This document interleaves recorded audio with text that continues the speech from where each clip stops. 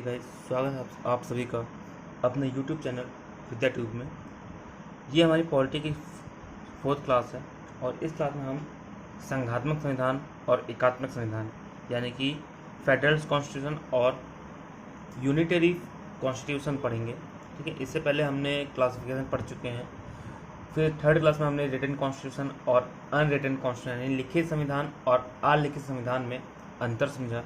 ठीक है, कि लिखित संविधान क्या होता है, अलिखित क्या होता है। और इस क्लास में हम पढ़ेंगे एकात्मक संविधान। ठीक है, और इसके बाद जो क्लास में पढ़ेंगे हम जो एकात्मक और संघात्मक संविधान है, इसे 2 क्लास में सब खत्म करेंगे। ठीक है, तो शुरू करते हैं हम एकात्मक संविधान यानी कि यूनिटरी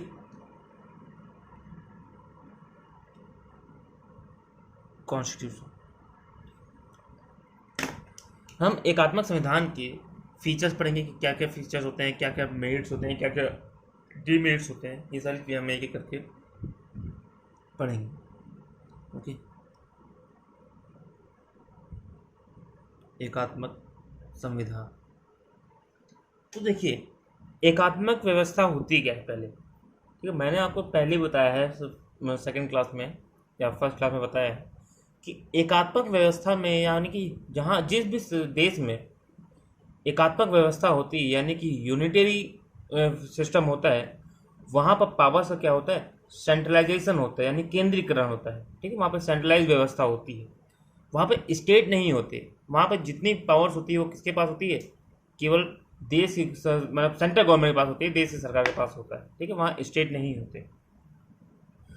तो जिस देश में एकात्मक व्यवस्था होगी,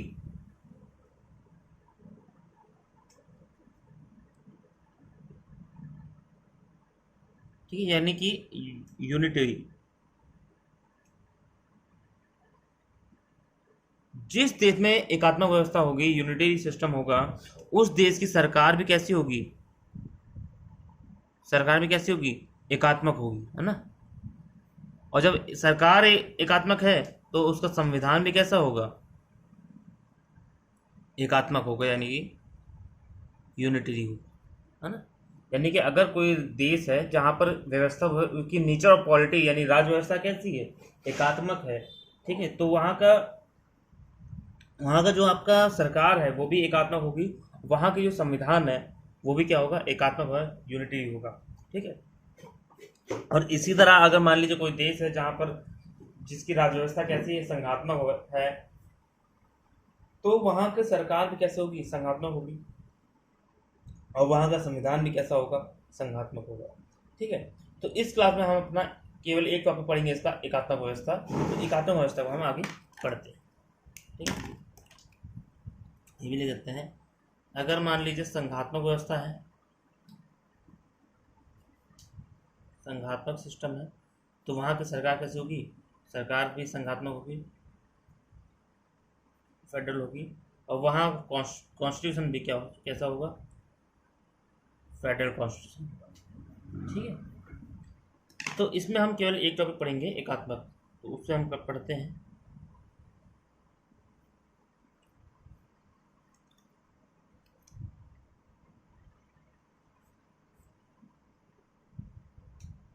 एकात्मक सरकार के बारे में पढ़ते हैं कि एकात्मक सरकार या फिर संविधान जो भी बोल लीजिए। ठीक है, तो इसमें सबसे मेन चीज़ क्या होती है, इसमें सबसे मेन पॉइंट क्या होता है कि यहाँ पर एक राज्य होता है केवल, ठीक है, जहाँ पे केवल क्या कितने राज्य होते हैं, केवल एक सिंगल स्टेट होता है, यहाँ पे कोई दूसरे स्टेट नहीं होते। ठीक है, जैसे जापान, जापान केवल एक सिंगल स्टेट है, वो उसके अंदर अलग अलग स्टेट नहीं है कि वहाँ पे अलग अलग राज्य की सरकार है, ऐसा नहीं है। ठीक है, और अगर सरकारें होती भी है राज्य में तो बहुत कम, नाम मात्र की। ठीक, केवल थोड़ा सा हेल्प के लिए। तो एक राज्य एक सरकार की बात होती है यहाँ पर, यानी कि वन स्टेट या फिर सिंगल स्टेट और सिंगल गवर्नमेंट। ठीक है, एक सरकार है, एक राज्य है और एक ही सरकार है, इसके अलावा कोई भी सरकार नहीं। ठीक है, और ये जो सरकार है इसके पास सारी की सारी शक्तियां होती हैं। ठीक है, जितनी भी पावर्स होती है वो किसके पास होती है, सरकार के पास होती है, चाहे कानून बनाने की शक्ति हो, चाहे कानून को पॉलिसी बनाने की शक्ति हो, चाहे आपका उन पॉलिसी या कानून को लागू करने की शक्ति, वो सारी की सारी पावर किसके पास होती हैं? आपका इसी सरकार के पास होती है, जो सिंगल गवर्नमेंट है, एक सरकार है। ठीक है, तो ऑल द पावर्स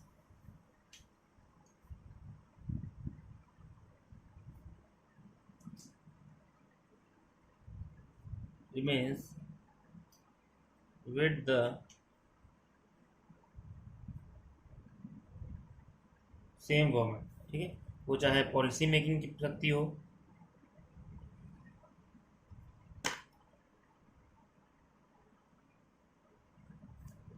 ठीक है, पॉलिसी मेकिंग की शक्ति हो, चाहे आपकी लॉ मेकिंग हो, कानून बनाने की शक्ति हो, चाहे उनका इम्प्लीमेंटेशन हो,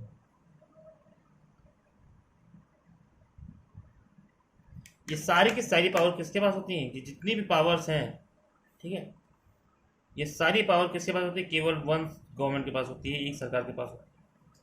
ठीक है, यानी सेंट्रल गवर्नमेंट हम जहाँ पे जिसे कहते हैं। तो एकात्मक व्यवस्था में, यानी एकात्मक सरकार क्या होती है? जहाँ पे एकात्मक सरकार कहाँ होगी? जहाँ पे एकात्मक व्यवस्था होगी, नहीं यूनिटरी सिस्टम होगा। ठीक है, वहीं पर सरकार भी, वहाँ की सरकार भी कैसी होगी? एकात्मक होगी।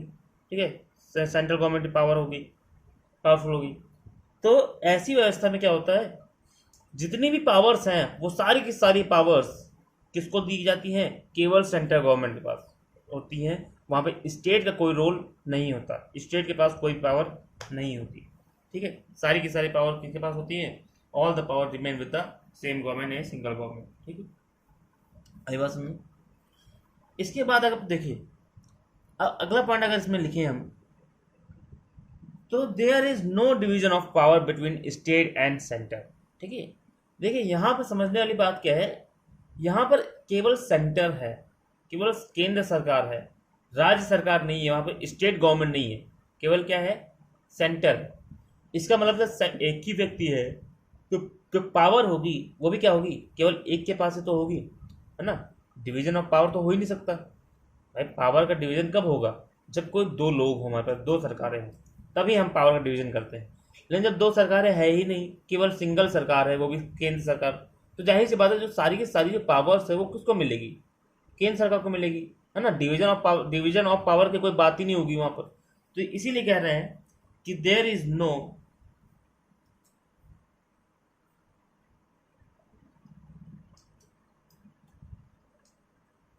Division of powers between state and centre, यानी कि राज्य और केंद्र के बीच कोई भी शक्तियों का क्या कहते हैं, डिवीजन, विभाजन नहीं होगा। ठीक है, शक्तियों का बंटवारा नहीं होता है। ठीक है, क्योंकि क्यों नहीं होता? क्योंकि यहाँ पे स्टेट का रोल ही नहीं है, यहाँ पे केवल एक ही सरकार है, और वो सरकार कौन सी है? केंद्र सरकार। ठीक है, तो दूसरा कोई है ही नहीं, तो सरकार शक्तियों का बंटवारा क्यों होगा? ठीक है, अब इसके और एक अगर देखें तो इसमें क्या होता है?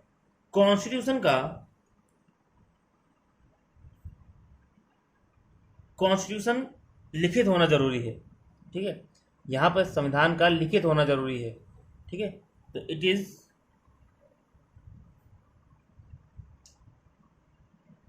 Mandatory for the constitution to be written. ठीक है, रिटन। तो यहाँ पर संविधान का लिखित होना जरूरी है, सॉरी लिखित होना जरूरी नहीं है, ठीक है, फेडरल नहीं है, एक आध। तो यहाँ संविधान का लिखित होना जरूरी नहीं है। याद करिए, जब मैंने आपको बताया था रिटन और अनरिटन के बीच डिफरेंस बताया था, तो मैंने क्या कहा था कि जो अलिखित संविधान होता है, यानी अनरिटन कॉन्स्टिट्यूशन होता है, वहाँ पर सरकार कैसी, नेचर ऑफ पॉलिटी कैसी होती है? एकात्मक होती है।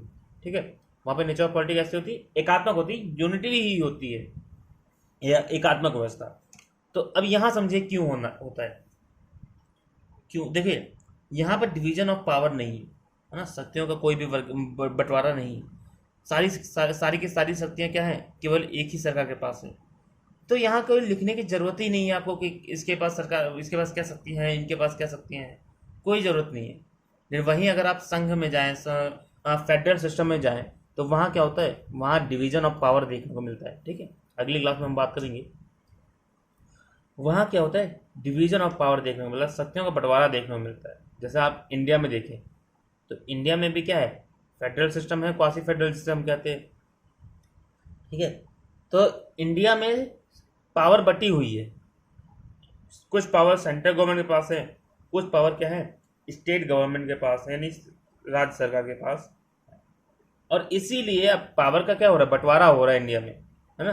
तो वहाँ पे क्या होता है, हमारे वहाँ क्या है, पावर को लिखना पड़ता है कि किसके पास क्या है, किसके पास क्या शक्तियाँ नहीं है ना, कौन किन चीज़ पर कानून बना सकता है, तो उसको लिखना जरूरी है। नहीं लिखेंगे तो विवाद होगा, है ना, कॉन्फ्लिक्ट होंगे। तो इसीलिए कहीं ना कहीं इंडिया में संविधान का लिखित होना जरूरी हो जाता है। ठीक है, जब आप कोई चीज़ पावर जब दो लोगों के बीच बांटते हैं ना, तो आपको लिखना पड़ता है कि हाँ आपके पास शक्तियाँ क्या हैं, आपके पास शक्तियाँ क्या है। लेकिन अगर जब सारी की सारी पावर, सारी की सारी शक्तियाँ केवल एक ही सरकार के पास जा रही हैं, तो ज़रूरत ही नहीं है आपको शक्तियाँ लिखने की, उसको कहीं लिखना और देना, फिर वो ज़रूरत ही नहीं है। वो तो है ही एक, उसी एक के पास, उसका तो कोई दूसरा है ही नहीं, है ना। तो वही लिखा है, it is not mandatory for the constitution to be written. ठीक है, एकात्मक सरकार में यानी एकात्मक व्यवस्था में संविधान का लिखित होना जरूरी नहीं है। ठीक है, इसीलिए मैंने कल वाली क्लास में कहा था कि अनरिटन कॉन्स्टिट्यूशन जहां भी होगा वहां पर एकात्मक व्यवस्था होगी, यानी कि यूनिटरी सिस्टम होगा। ठीक है, एकात्मक व्यवस्था आई बात समझ में। ठीक है, डिवीजन ऑफ पावर नहीं है तो लिखने की जरूरत ही नहीं है आपको पावर्स के, किसके पास क्या पावर है, सारी की सारी सत्ता क्या है, केवल एक ही सरकार के पास है। तो ये हो गया हमारा एकात्मक व्यवस्था। अगर हम इसके एग्जाम्पल देखें कुछ, ठीक है, तो जैसे हमारा ब्रिटेन, जैसे फ्रांस, जैसे जापान और एक्सेट्रा। ठीक है, ब्रिटेन, फ्रांस, जापान, ये सब क्या है, एकात्मक व्यवस्था है। यहाँ पर संघ नहीं है, यहाँ पर राज्य सरकार अगर ही काम करती है, और हैं भी तो बहुत कम है, नाम मात्र के लिए। आपने कभी नहीं सुना होगा कि फ्रांस की इस राज्य सरकार ने ये बोल दिया, या ब्रिटेन की इस राज्य सरकार ने ये बोल दिया, या जापान की इस स्टेट गवर्नमेंट या राज्य सरकार ने ये काम कर दिया, ऐसा कुछ नहीं सुनने को मिलता होगा। ठीक है, क्यों नहीं मिलता, क्योंकि वहां पर एकात्मक व्यवस्था है, यहाँ पर केवल सेंट्रल गवर्नमेंट की पावरफुल है। ठीक है, आगे बात समझ। तो अब इसकी हम बात करते हैं विशेषताओं के बारे में, यानी मेरिट्स के बारे में। तो मेरिट्स में क्या आता है, यानी विशेषताएं या फिर फीचर्स अगर देखें हम, ठीक है, या फिर मेरिट्स, लाभ, क्या क्या लाभ है इसके हमें। तो मेरिट्स में सबसे पहला पॉइंट क्या आता है, इसमें डिसीजन बहुत फास्ट होता है। ठीक है,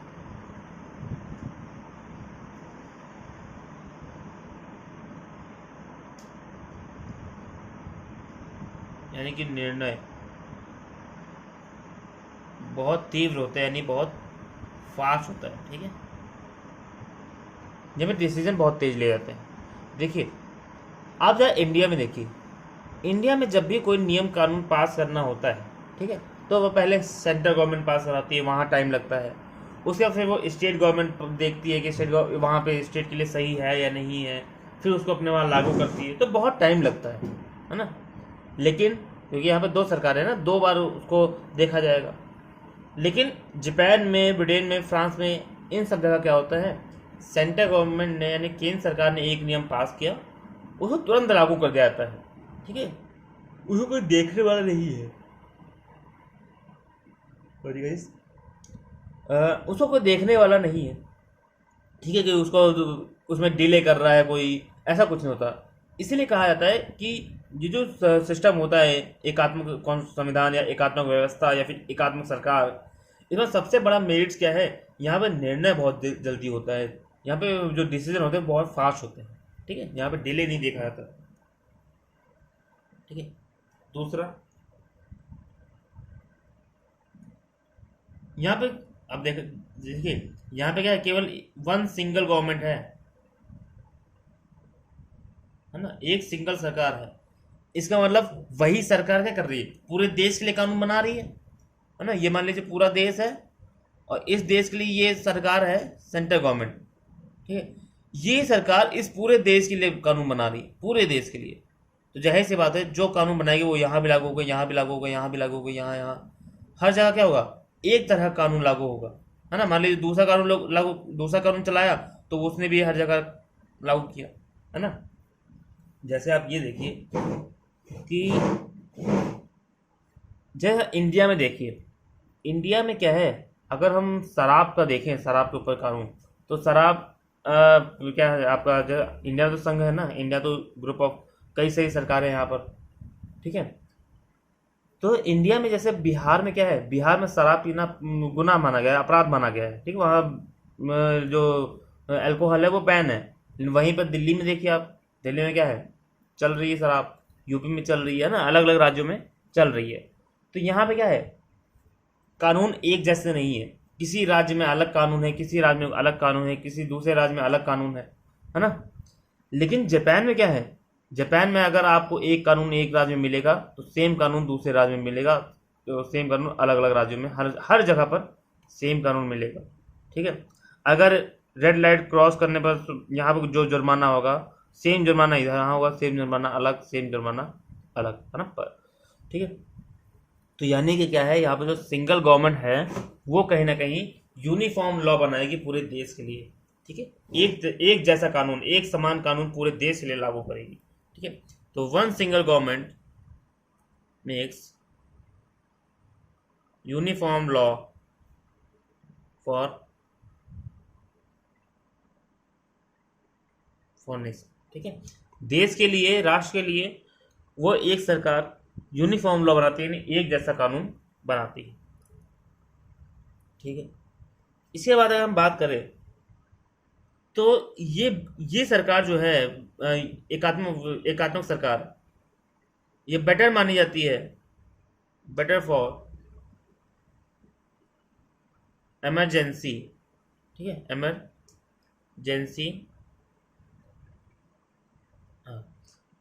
एकात्मक सरकार आपातकाल के लिए बहुत अच्छी मानी जाती है, ठीक है। आपातकाल जब होता है, इमरजेंसी, ठीक है, जैसे जैसे किसी देश ने हमला कर दिया हमारे देश पर, या कोई फाइनेंशियल क्राइसिस आ गए, ठीक है। तो इस सिचुएशन में ये जो सरकार है हमारी एकात्मक सरकार, ये बहुत अच्छी मानी जाती है। क्यों, केंद्र सरकार ने इमरजेंसी लगा दी तो उसको कोई रोकने वाला अलग राज्य नहीं होगा कि हम कोई दूसरा राज्य रोक रहा है, वो मना कर रहा है, नहीं क्यों लगा दिया, कैसे लगा दिया, किससे पूछ के लगा दिया, ऐसा कुछ नहीं है। केंद्र सरकार ने अगर लगा दिया तो वह पूरा का पूरा देश क्या कर रही है, कंट्रोल करेगी, ठीक है। कोई राज्य की सरकार है उसको मना बोल नहीं सकती, क्योंकि राज्य सरकार है ही नहीं, तो बोलने वाला कौन है वहाँ, है ना।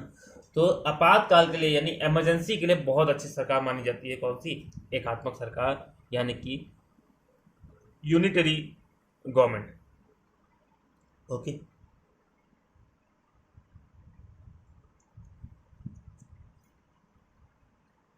इसके बाद अगर हम देखें तो यहाँ पर बहुत ज़्यादा लेस कॉन्फ्लिक्ट होता है, ठीक है। बहुत कम विवाद होते हैं किसके बीच, बिटवीन स्टेट एंड सेंटर के बीच, ठीक है। यानी केंद्र और राज्य सरकार के बीच बहुत कम विवाद होते हैं। राज्य सरकार है ही नहीं, उनके पास कुछ पावर ही नहीं है, कुछ बोलना ही नहीं उनको, ठीक है। अगर है भी तो केवल नाम मात्र के लिए है, नहीं तो नहीं है। केवल जो भी है सेंट्रल है, ठीक है। त्वमेव माता च पिता त्वमेव, ठीक है, सेंटर ही है वहाँ पर। तो यहाँ पे जब इसके बाद पावर ही नहीं है ही नहीं, तो बताइए क्या इन दोनों में भी विवाद हो सकता है कभी?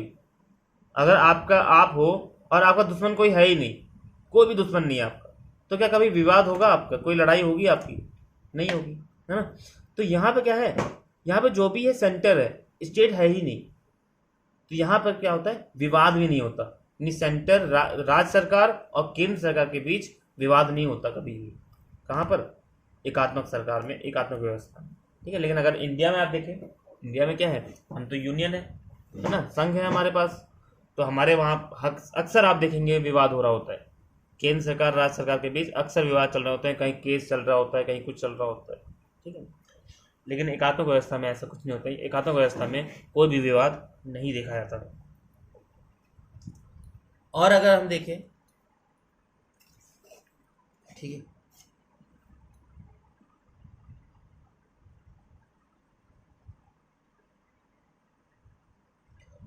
यहां पर सिंगल सिटीजनशिप होती है, यानी कि एकल नागरिकता,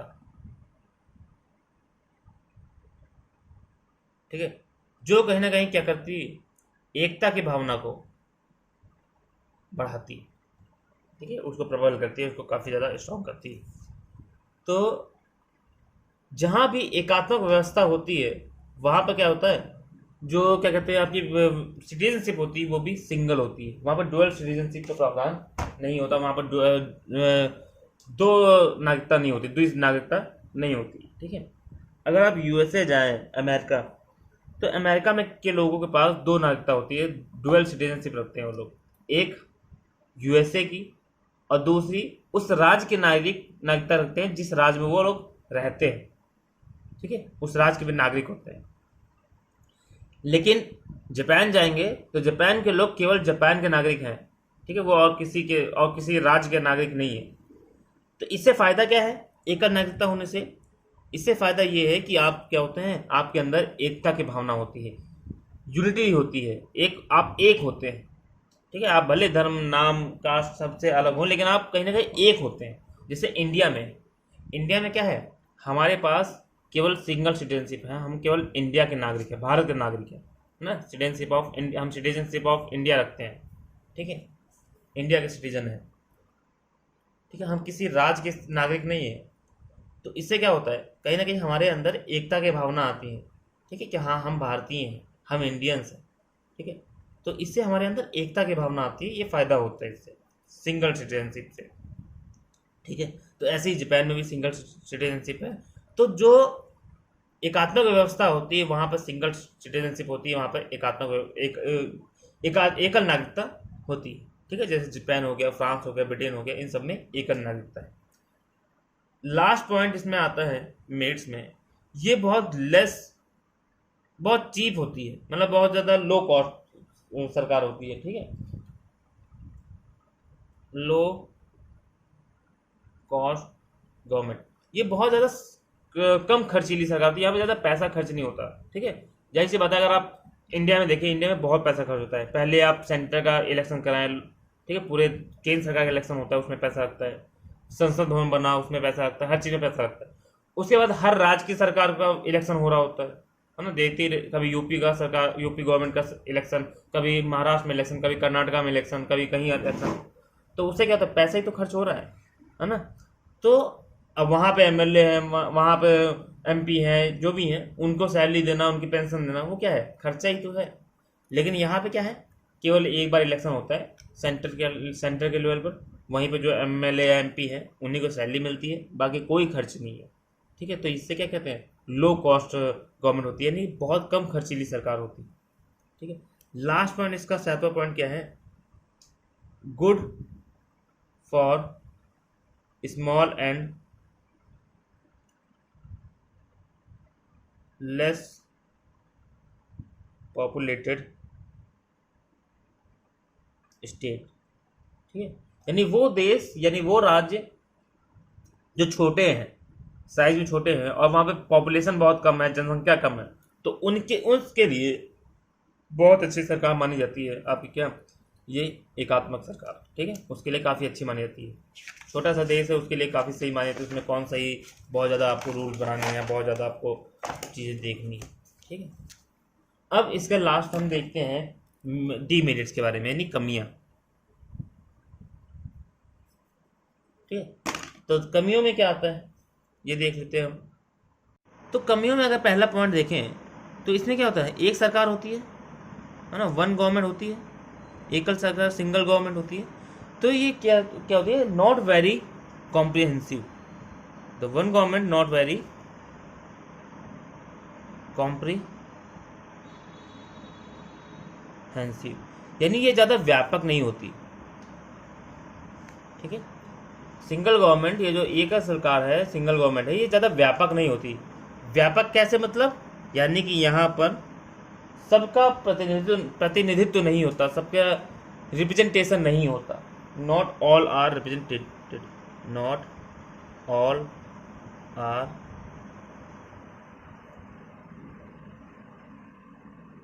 ठीक है, यहाँ पे सब लोगों का प्रतिनिधित्व नहीं होता है, ठीक है, कि हर एक व्यक्ति का प्रतिनिधित्व हो जाए, एक व्यक्ति का वहाँ पे क्या हो जाए, रिप्रेजेंटेशन हो जाए, ठीक है, यानी कि ज़्यादा व्यापक नहीं होती आप ये सरकार। और दूसरा और लास्ट पॉइंट इसका कमियाँ जो है वो है, इसमें निरंकुशता की संभावना रहती है। ये जो सरकार है ये निरंकुश हो सकती है, ठीक है। तो देयर इज अ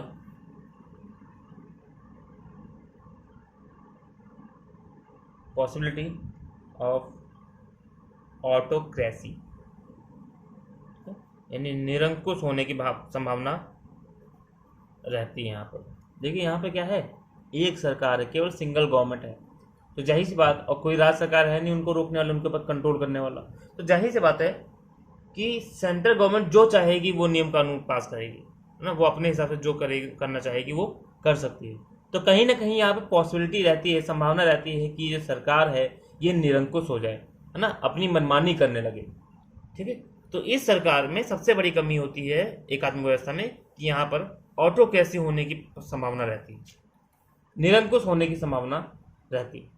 और पहला मैंने बताया कि ये ज़्यादा कॉम्प्रिहेंसिव नहीं होता, ज़्यादा व्यापक नहीं होती सरकार, ठीक है। यहाँ पर सभी लोगों का प्रतिनिधित्व नहीं होता है, सभी लोगों का रिप्रेजेंटेशन नहीं होता, ओके।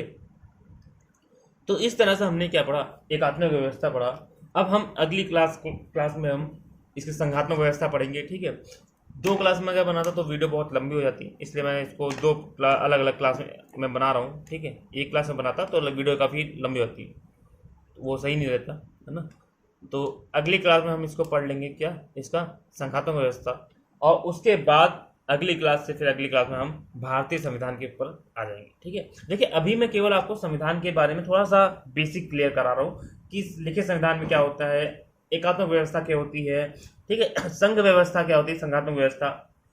ये चीज़ आपको अभी आपको लग रहा होगा कि सर क्या ही करा रहे हैं, इतना तो सबको पता है, लेकिन देखिए इससे क्या होगा, अभी जब मैं आपको फीचर्स ऑफ इंडियन कॉन्स्टिट्यूशन पढ़ाऊंगा, ठीक है, जब मैं पढ़ाऊंगा कि हमने सिंगल नागरिकता क्यों रखी, हम संघ हैं, वी आर यूनियन, है ना, India is a union of state, हम संघ है, लेकिन उसके बाद भी हमारे पास क्या है, एकल नागरिकता है, यानी सिंगल सिटीजनशिप है। हमने डुअल नागरिकता नहीं रखी, क्यों नहीं रखी, तो उसका फायदा आपको समझ में आएगा, ठीक है।